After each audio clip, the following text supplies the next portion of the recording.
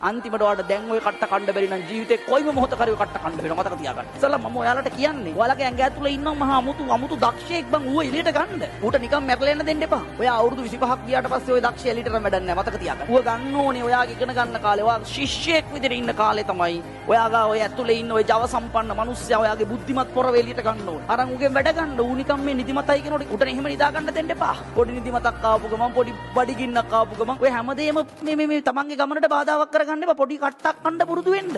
අපි මේ ඉගෙන ගන්නවා කියලා කලන්තේ දාලා වැටෙනකන් ඉන්නේ නැහැ. එහෙම නෑනේ. පොඩ්ඩක් මහන්සි වෙලා පාඩම් කරන්න පොඩි කට්ටක් කන්න.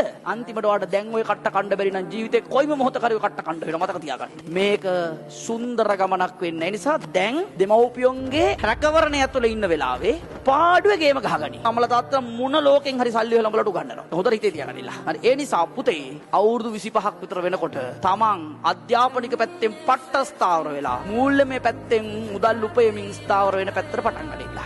අතාරින්නේ නැහැ එකෙක්වත්. මේ ඇඟ ඇතුලේ ඉන්න තමන් ගාව ඉන්න එකාව එළියට ඇදලා අරන් උගෙන් වැඩ ගන්නilla.